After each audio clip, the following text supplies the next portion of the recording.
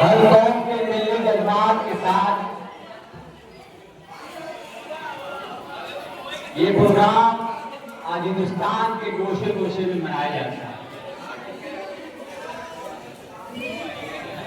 कुछ बचा तो नहीं है, लेकिन बड़ी खुशी होती है कि खुदावंद ने इस अंदाज से अपनी बातों को रखा।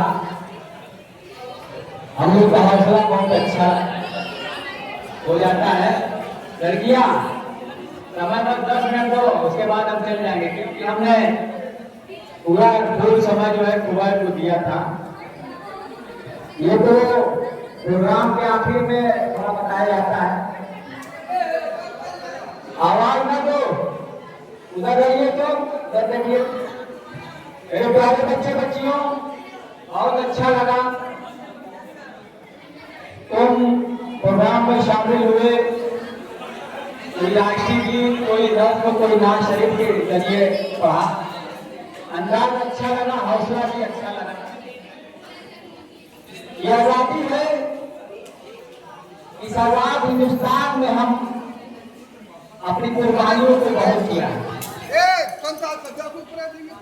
कुर्बानियों को इतना दिया है कि जमीन के जर्रे जर्रे में हमारा खून का बलिदान है।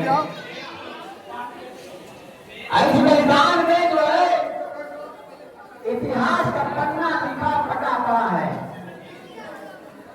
मेरे प्यारे बच्चों, इस बात की गवाही है कि हमने कभी झूठने का काम नहीं किया। हमने सिर्फ सरबलंदियों को लेकर पैसों को फहराने का काम किया। जहां भी मौका मिला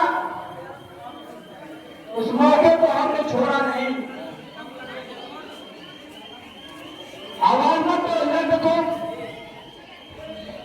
उसी क्रांति में 1857 की क्रांति जो हमारे देश की आजादी के लिए सबसे नंबर 1 की चीज को रखा गया कि हिंदुस्तान के अंदर अब तुमको हिंदुस्तान को छोड़ना पड़ेगा। लेकिन उस दौर से लेकर इस दौर तक हमारे देश में गद्दारी हुई थी। सारे लोगों ने मैदान में उतरे। हिंदू मुसलमान की एकता जो है झंडों के नीचे अलंबाकारी का सबूत देने लगी थी। और ये तारीख थी बिहार के आरा जिला से लेकर इलाहाबाद, फैजाबाद, लखनऊ और इस तारीख को जो है पता चला कि अब देश हमारा आजाद हो जाएगा। लेकिन अफसोस की बात है कि कुछ मुखबिर उस दौर में भी थे, हमारे आंदोलन को खराब कर दिया। कितनी जाने गई, जितने नौजवान हमारे फांसी के फंदे पे चले हैं, आज सत्ता में बैठे हुए लोग उस दौर में थे। ये भी इनका मंसूबा 1925 से हुआ था। 1925 से अब तक का हिंदुस्तान को तोड़ने का काम किया, तो आज ये 10 साल से कामयाब होकर हमारे ऊपर उंगलियां उठाने का काम करते हैं। उंगली उठाने वाले सत्ता में बैठे लोग, अगर हिंदुस्तान का मुसलमान गद्दारी करता तो हमारे देश को आजादी नहीं मिलती। 1927 का वक्त था, बिहार के बीच आंदोलन चला था और वहां पे उस अधिकारी डॉक्टर इरिन कोई भटक अली अंसारी थे, इनको भटक मियां के नाम से जाना जाता था। और इरिन ने कहा, अरे भटक मियां, आपको एक काम करना है। उन्होंने कहा कि हुजूर बताइए, अगर खाना बनाने का काम करते हैं तो आपकी बात को जो है सलामत पे रखता हूं। कहा कि हिंदी आंदोलन में महात्मा गांधी और राजेंद्र प्रसाद आएंगे। आपको एक काम करना है कि दूध में जहर मिलाकर पिला देना है। भटक मियां जब इस बात को सुने और कहे, हमारे देश में, हमारे खून में, हमारे देश की आजादी का लहू बहता है।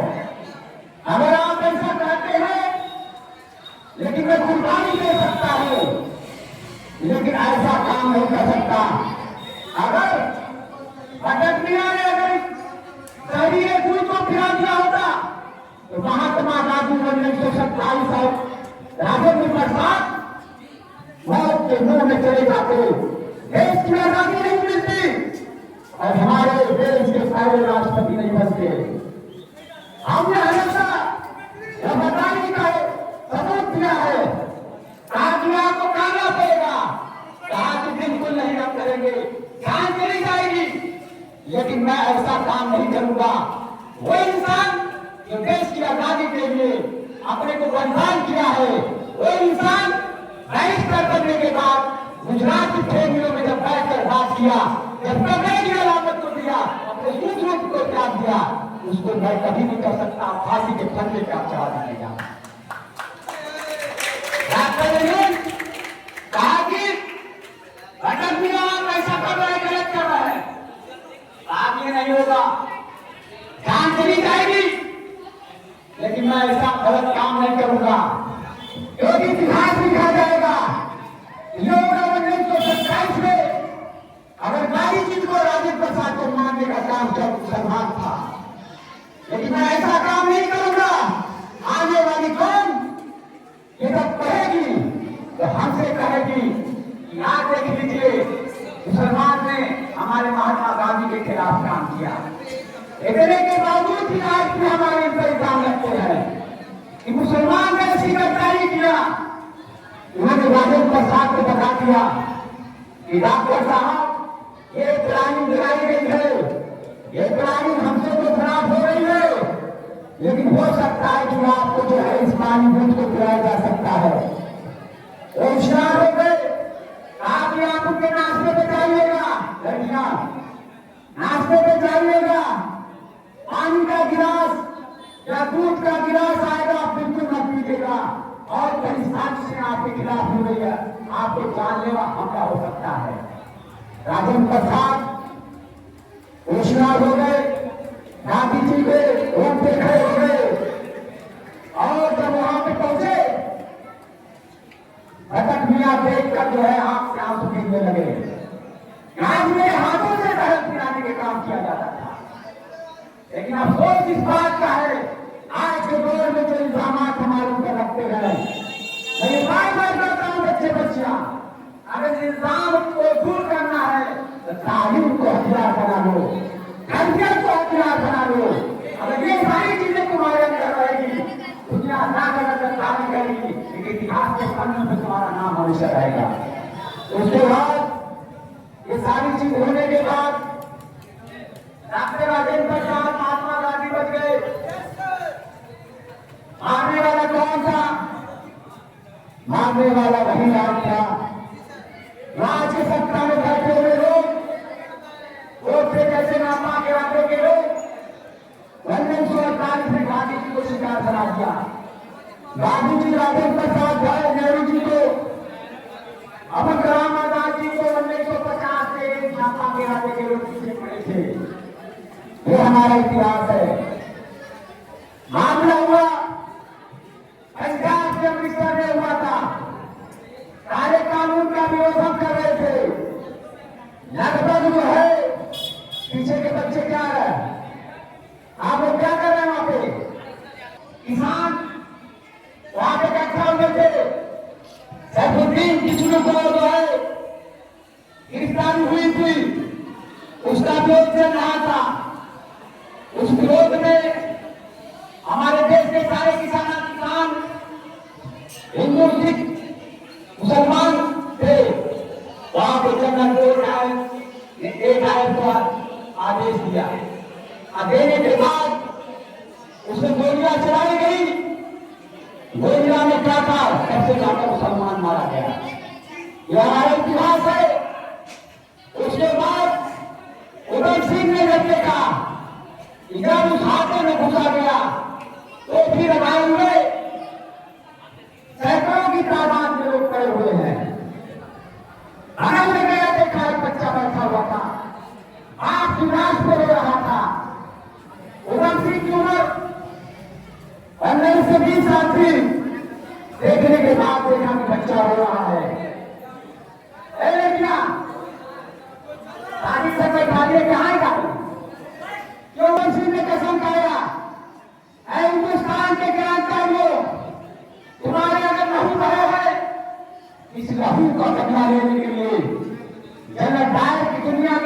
होने को होगा, उसका बदला लेकर हिंदुस्तान के जो है शहीदों के खूनों को जो है इसी तिरंगे पर से बिगाड़ाया जाएगा। कसम खाने के बाद उसे इंसान के खून की तिलक को अपने लगाया और उस बच्चे को तिलक को लगाया और कसम खाकर लंदन के पार्लियामेंट में घुसकर भगत सिंह ने गोलियों से मारा था। अगर जाओगे तुम्हारी उंगलियां गिर जाएंगी,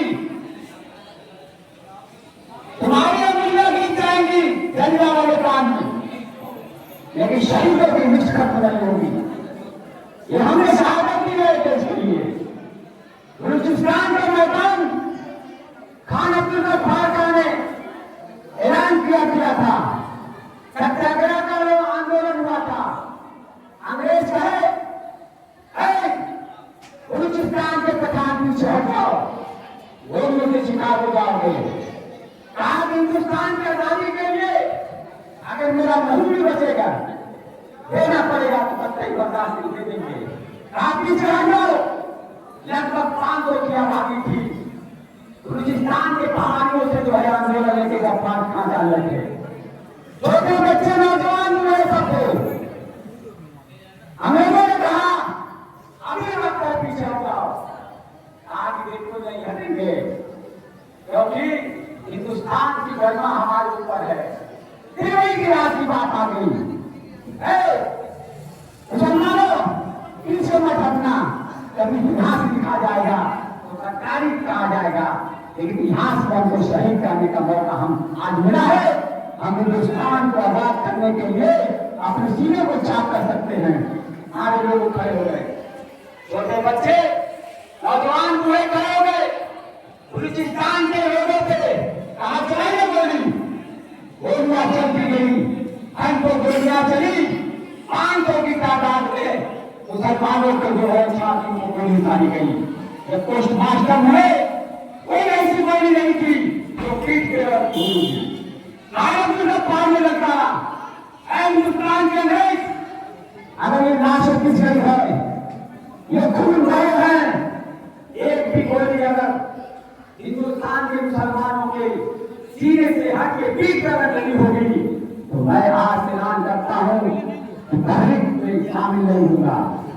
आज मेरे लोगों का पोस्टमास्टर चला, सारी गोलियां निकाली गई, छोटे बच्चे से लेकर नौजवान पूरे सीने से गोलियां निकाली गई। 5 घंटा पोस्टमास्टर चला और ये किया गया वह हिंदुस्तान का मुसलमान आएंगे, हमने गांधी जी को मारा, मान लिया, लेकिन जिन्ना को नहीं माना, क्योंकि जिन्ना ने पाकिस्तान की बात की थी, हम हिंदुस्तान के थे। यह हमारा इतिहास है। पोस्टमास्टर होने के बाद जब अंग्रेजों की खबर गई कि बलूचिस्तान के भी मुसलमानों पर गोलियां चलाई गई तारीख के नाम पे, सारे लोगों की गोलियां सीने में थी। खान अब्दुल गफ्फार को सीमांत गांधी कहा जाता था। अगर सीमेंट गांधी किसी को कहा जाता था तो सीमांत गांधी जो है खान गफ्फार को कहा जाता था। ये हमारा इतिहास है बच्चों। इसीलिए इतना देने के बावजूद भी हमने आजादी को कभी गद्दारी में तब्दील नहीं किया। आजाद हिंदुस्तान के लिए कुर्बानियां दी, हमने बच्चों की कुर्बानियां दे दी, हमारे आखिरी मुगल शासक ने कुर्बानियां दी, अपने बच्चों को साइकिल देखा, लेकिन कहा कि बच्चे तो हमारे शहीद हो गए, लेकिन हिंदुस्तान की आजादी को हमें गद्दारी कभी नहीं दी। आज ये कहते हैं हिंदुस्तान के मुसलमान वफादार नहीं है, हमने बड़ा बलिदान दिया है।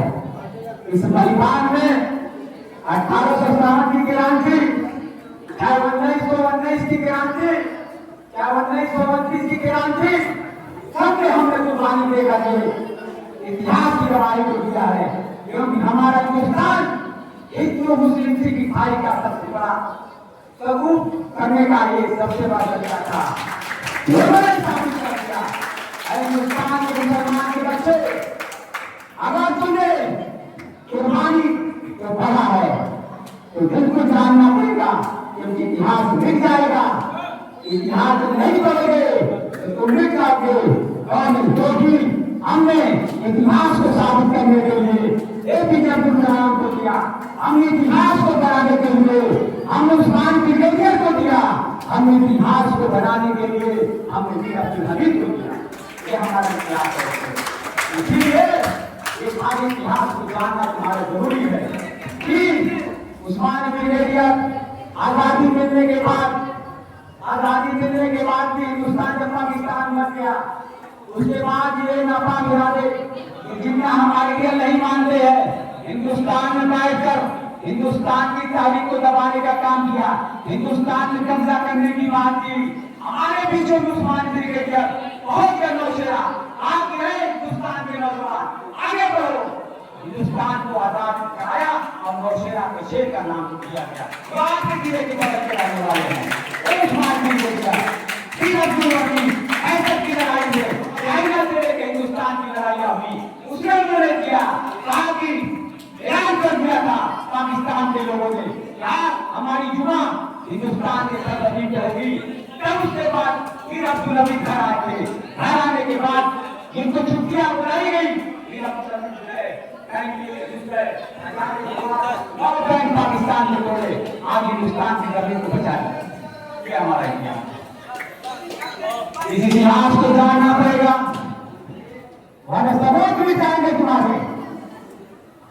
आज तुम तालियां बजाते हो, तुम मिठाई खाकर घर जाते हो, लेकिन किताबों को पढ़ना पड़ेगा तुमको। मेरे प्यारे बच्चे, ऐसे मौके आते हैं तुमको हिस्सा लेना चाहिए, क्योंकि ये सारी चीजें अगर तुमको बताई जाएगी तो कम से कम तुम ये जानोगे कि हमारे लोगों ने कितनी कुर्बानियां दी है। बात बात पे हमको गद्दारी का सबूत दिया जाता है, बात बात पे हमको देश को पटवार दिया जाता है कि हम हिंदुस्तान के नहीं पाकिस्तान के हैं।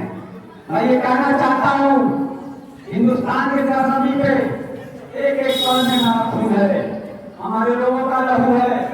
चाहे वो मदरसे के पढ़ने की बात हुई हो, चाहे हमारे मुगल शासक की बात हुई हो, सबने ऐलान किया था। ऐलान करने के बाद कहा कि देश पहला है, देश पहला है तो कुलवती की पहचान है। अथवा जारी करके खानाबादी को रंगून खानाबादी को जो है आज पानी की सजा भेजी गई थी। हमारे लोगों ने, हमारे बड़े बड़े आदमियों ने आज पानी के कुएं में एक कुआं बनाया गया था, जहाँ एक छोटे से कुंडली में जहाँ पंखे का इंतजाम नहीं था, 5-5 साल तक बैठी थी।